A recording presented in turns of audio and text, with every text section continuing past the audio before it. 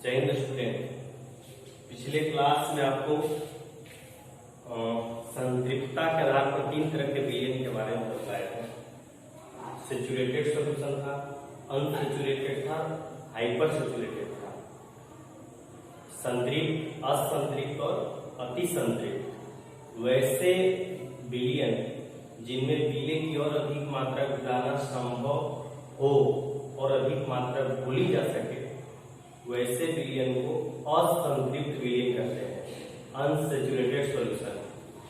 और वैसे विलयन जिनमें पीले की और अधिक मात्रा घुलाना संभव नहीं हो और अधिक मात्रा नहीं घुलाई जा सके, वैसे विलयनों को संतृप्त विलयन कहते हैं। और तीसरा प्रकार का एक विलयन था अति संतृप्त। उसके बारे में बतलाया था, आपको समझाया था कि जितना संतृप्त होने के लिए विलय चाहिए उससे भी और अधिक घुला हुआ। आपको एग्जाम्पल से बतलाया था कि आप डेली 4 रोटी खाते हैं, मतलब 4 रोटी में आप संतृप्त हो जाते हैं। तो यदि 4 से आप अधिक खा लिए, कभी 5 या 6 खा लिए, तो आप अति संतृप्त हो गए। 6 खाने के बाद कोई ये कहीं तो और खा लीजिए तो अब खाना संभव नहीं होता है। तो ये अति संतृप्त के श्रेणी में आता है। नहीं,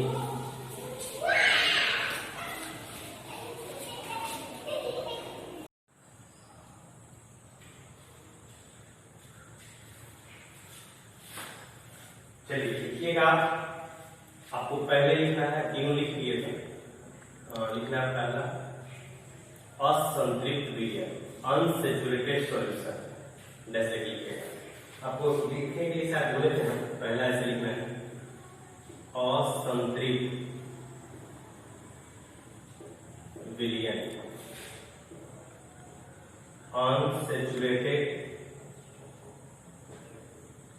सॉल्यूशन। चलिए लिखिएगा जैसे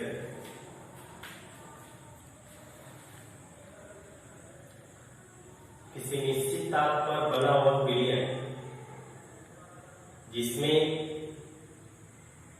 विलय की और अधिक मात्रा उस विलयन में घुलाई जा सके, कौमा असंतृप्त विलयन कहलाता है। असंतृप्त विलयन कहलाता है। दूसरा लिखेंगे संतृप्त विलयन, सैचुरेटेड सॉल्यूशन, संतृप्त विलयन, सैचुरेटेड सॉल्यूशन। जैसे लिखिएगा किसी निश्चित ताप पर बना हुआ विलयन जिसमें विलय की और अधिक मात्रा नहीं घुलाई जा सकती है, विलय की और अधिक मात्रा नहीं घुलाई जा सकती है, कौमा संतृप्त विलयन कहलाता है। संतृप्त विलयन कहलाता है। और घुलेगा तो असंतृप्त, नहीं घुलेगा तो संतृप्त। और तीसरा लिखना है, तीसरा पे लिखेंगे अति संतृप्त विलयन, हाइपर सैचुरेटेड सॉल्यूशन। जैसे लिखिएगा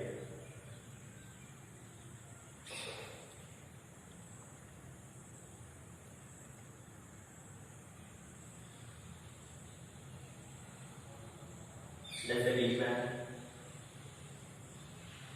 वह विलयन जिसमें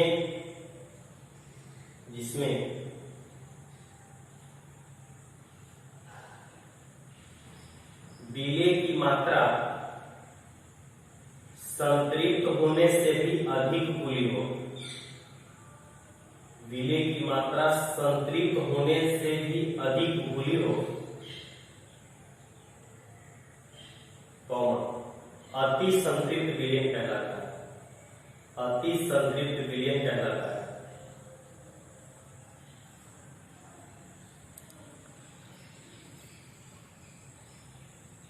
अति संतृप्त विलयन में किसी ने क्यों लिखेंगे, अति संतृप्त विलयन में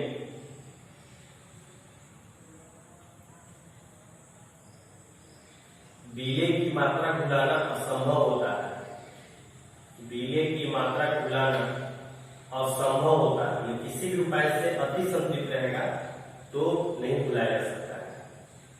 चलिए आगे प्रश्न करके लिखना है, संतृप्त एवं असंतृप्त विलयन की जांच कैसे करते हैं, प्रश्न करके लिखना है। क्वेश्चन करके लिखेगा, संतृप्त एवं असंतृप्त विलयन की जांच कैसे करते हैं, संतृप्त एवं असंतृप्त विलयन की जांच कैसे करते हैं। जैसे कि पहले समझना है, समझ लीजिए कि आपको दो कंटेनर मिला, दो बर्तन में विलयन रखा हुआ है, नहीं ऐसे दो बर्तन ए है बर्तन बी है, दोनों में विलयन है। आपको दो विलयन ये दिए गए ए और बी, आपको ये बताना था कि बताइए कि विलयन ए और बी में कौन संतृप्त है कौन असंतृप्त है, चेक करने के लिए पूछा गया। परिभाषा तो पता है, लेकिन यदि विलयन ही मिल जाए तो कैसे जांच करेंगे, उसके बारे में बताया जाए। क्या करना है कि जो विलयन है पहले उसके बारे में ये पता करना होगा कि इसमें विलय क्या है, मतलब किस चीज से विलयन बना हुआ है, जल के साथ और क्या मिला हुआ है, नमक है, चीनी है, ग्लूकोज है, क्या विलय पदार्थ है। जो विलय पदार्थ रहेगा, मान लीजिए कि दोनों में चीनी ही विलय पदार्थ है, चीनी से मिलकर के बना हुआ है, नहीं चीनी से मिलकर के बना हुआ है, तो दोनों में चीनी डाल करके देखेंगे, दोनों में क्या होगा, केवल चीनी डाल करके देखना है। मतलब ये कि जांच करते समय विलय की मात्रा थोड़ी थोड़ी डाल करके देखना है, डाल करके वो रट रखेंगे या छड़, जिसको छड़ बोलते हैं, ऐसे लकड़ी रहेगा, उसको जब चीनी डाल करके से हिलाएंगे, अच्छा से मिलाएंगे इसको। जिस विलयन में ये विलय की मात्रा को भूल जाएगी, डाले वक्त भूल गया, विलयन जाके बैठा नहीं, भूल गया, उसको बोलेंगे, उस विलयन को बोलेंगे वो असंतृप्त विलयन था। मान लीजिए कि ए में चीनी डाल करके ऐसे मिलाया, ऐसे रट से मिलाया, वो मिल गया, तो मिल जाएगा मतलब भूल गया, पेंडिंग नहीं बैठेगा, भूल जाएगा, तो बोलेंगे कि विलयन जो ए था असंतृप्त था।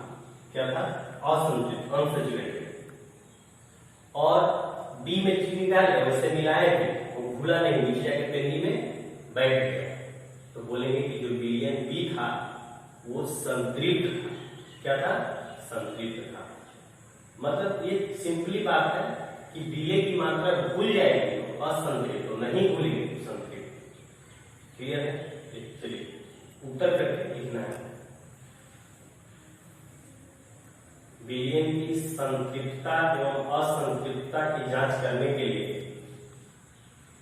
विलयन की संतृप्तता एवं असंतृप्तता की जांच करने के लिए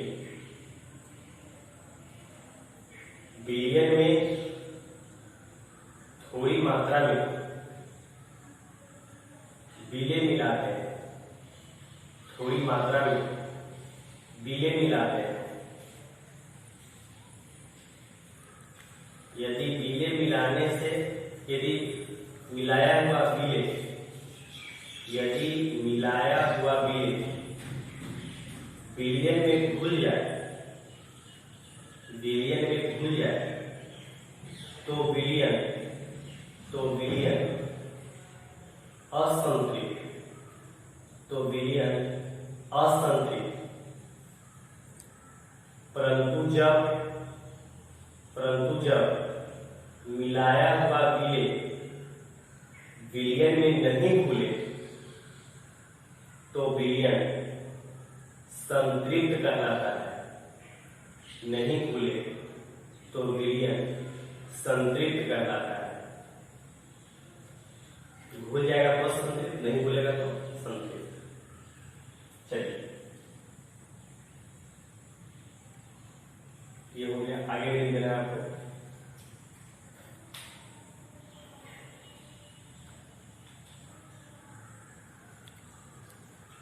विलय का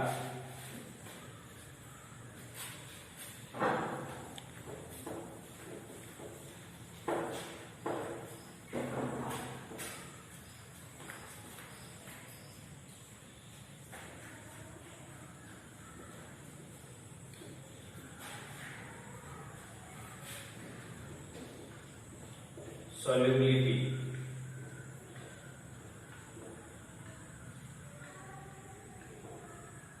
आपको हेडिंग देना है विलेयता, सॉल्युबिलिटी हेडिंग दीजिएगा।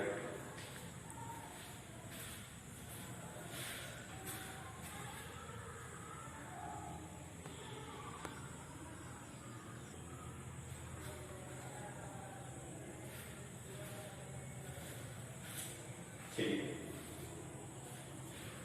विलेयता देखिए क्या है। विलेयता जो है वो किसी विलेय पदार्थ के लिए दिखाई होता है। विलेय आपको पता है, जो पदार्थ किसी विलायक को घुलता है उसको विलेय कहते हैं, सॉल्यूट कहते हैं। जो पदार्थ किसी विलायक में घुलता है उसको क्या कहते हैं, विलेय कहते हैं। तो विलेयता विलेय के लिए होता है। सिंपल बात है, 100 ग्राम विलायक में, 100 ग्राम विलायक जल, तो 100 ग्राम जल में जो पदार्थ जितना घुल जाएगा, इतना घुलेगा, घुलने से संतृप्त हो जाए, मैंने अधिकतम मात्रा घुले। जैसे मान लीजिए कि 100 ग्राम जल ले करके एक बर्तन में 100 ग्राम हमने जल लिया, 100 ग्राम जल लिया। अब इसमें चीनी डालना शुरू किया, चीनी डालना शुरू किया, तो चीनी डाले, शुरुआत में 5 ग्राम घुल गया, और 5 ग्राम डाले, 10 ग्राम का वो भी घुल गया, फिर और डाले, घुल गया। अब डाला नहीं घुल रहा है, तो जहां तक नहीं घुलेगा, मतलब जहां तक पूरा पूरा घुल गया, यदि 10 ग्राम घुल रहा है, नहीं जितना घुला है 10 ग्राम, तो बोलेंगे कि जल में चीनी की विलेयता 10 होती है। 100 ग्राम में जितना घुलेगा उसको विलेयता कहेंगे।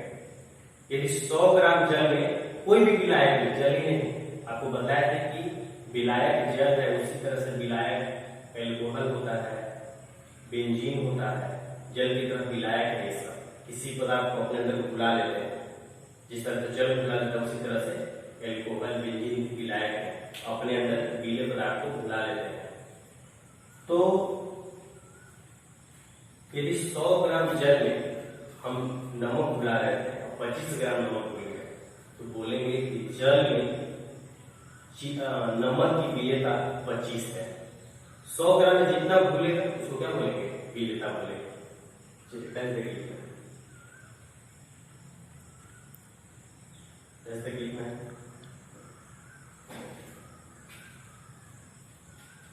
किसी निश्चित ताप एवं दाब पर, किसी निश्चित ताप एवं दाब पर, किसी निश्चित ताप एवं दाब पर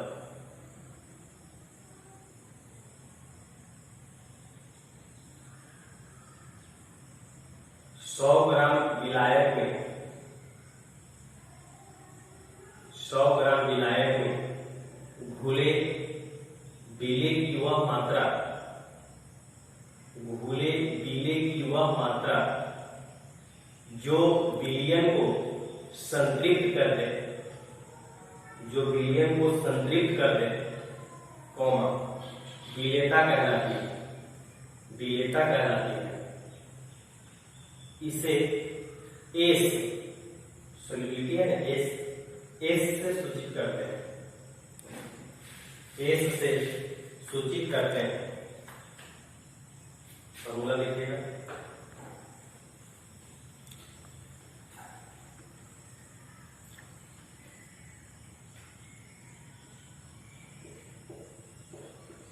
विलेयता एस बराबर फॉर्मूला होगा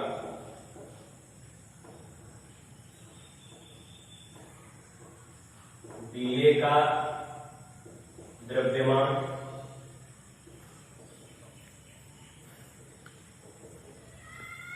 ग्राम बटा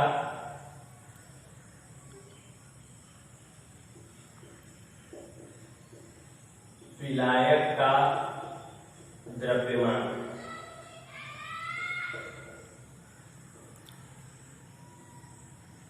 गुणे 100। यही विलेयता की डेफिनेशन है। डेफिनेशन हम लोग पढ़ेंगे, प्रति 100 ग्राम विलायक में जितना विलेय घुल जाएगा, प्रति 100 ग्राम में जितना विलेय घुलेगा उसको हम विलेयता कहेंगे। प्रति 100 मिलीलीटर विलायक में जितना विलेय घुल जाएगा फॉर्मूला के रूप में ये इसको डिफाइन किया गया। लिखा फॉर्मूला। इसका इकाई क्या होगा, मात्रक क्या होगा,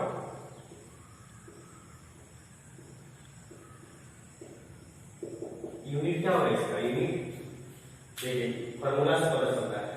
ऊपर में विलेय का द्रव्यमान और नीचे में विलायक का द्रव्यमान। ये भी ग्राम में, ये भी ग्राम है, तो कैंसिल हो जाएगा। अब इस संख्या है, ऊपर में भी कोई राशि नहीं बचेगा, कोई इकाई नहीं, नीचे भी कोई इकाई नहीं।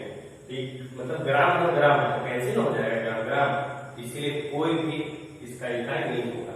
नीचे कहीं देना है विलेयता, विलेयता का कोई इकाई नहीं होता है, विलेयता का कोई इकाई नहीं होता है, परंतु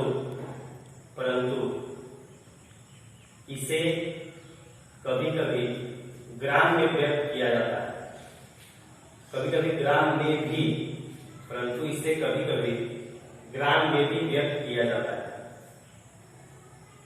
ग्राम में भी व्यक्त किया जाता है। चलिए इसका न्यूमेरिकल लिखिएगा, बताते हैं।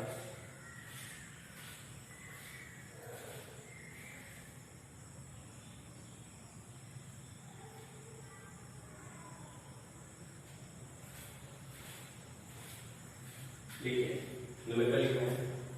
25 डिग्री सेल्सियस ताप पर, 25 डिग्री सेल्सियस ताप पर,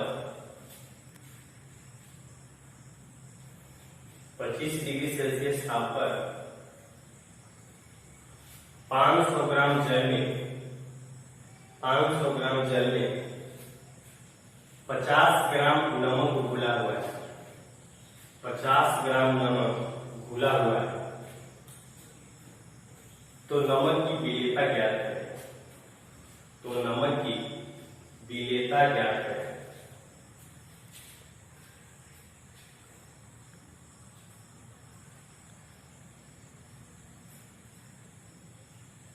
चलिए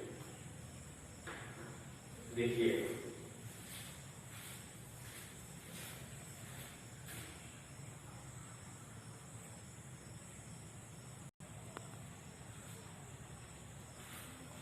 चलिए सोल्यूशन देखिए, हम लोग क्या निकालना है, विलेयता। देखिए न्यूमेरिकल बनाएंगे हम लोग, और भी चैप्टर में न्यूमेरिकल आएगा।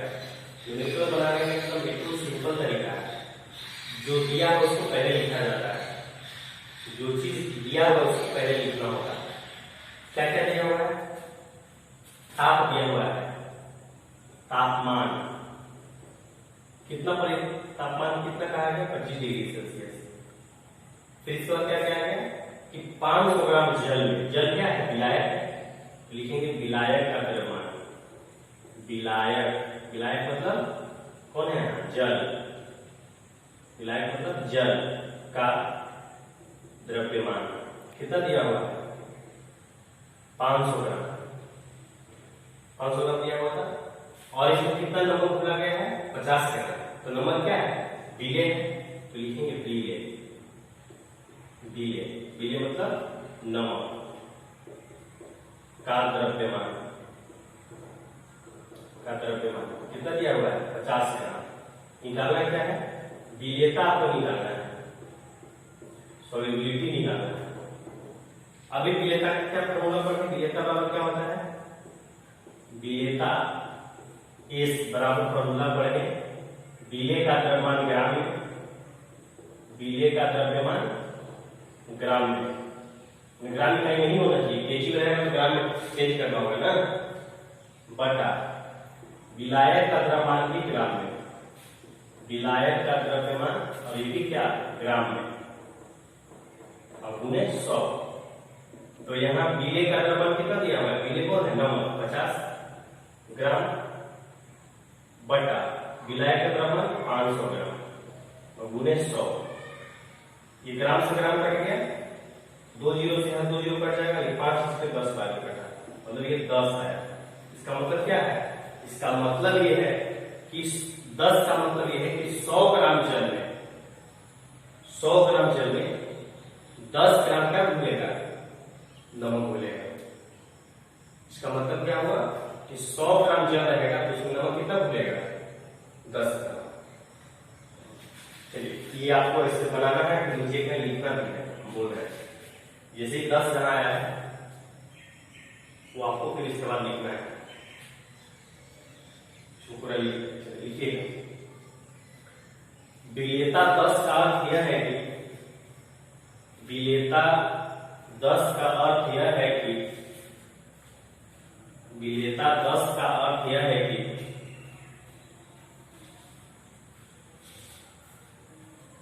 विलेयता 10 का अर्थ यह है कि 100 ग्राम जल में 10 ग्राम नमक घुलेगा। 10 ग्राम जल में 100 ग्राम जल में 10 ग्राम नमक घुलेगा। चलिए ये एक और नंबर आपको लिखना है, एक और लिखिएगा। कमरे के ताप पर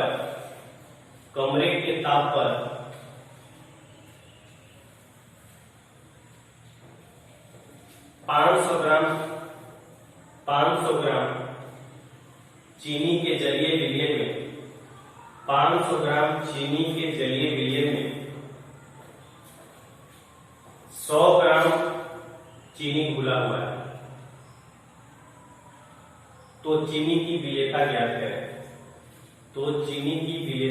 ज्ञात करें। बहुत आसानी से नहीं बनाना, सोच के बनाना, ये बहुत ही इंपोर्टेंट न्यूमेरिकल है। उम्मीद करते हैं कि सबसे बने, लेकिन शायद बहुत कम लोगों से बनेगा सही से।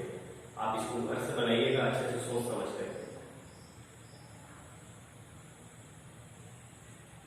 एक और नंबर पे लिखिए, पहला होमवर्क हो गया पहला, एक और नंबर पे लिखिए, तो एक और लिखिएगा। जल में ग्लूकोज की विलेयता, जल में ग्लूकोज की विलेयता 5 है। जल में ग्लूकोज की विलेयता 5 है, तो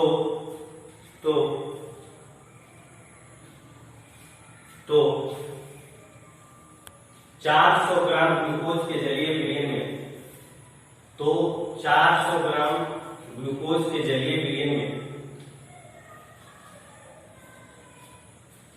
ग्लूकोज की मात्रा ज्ञात करें।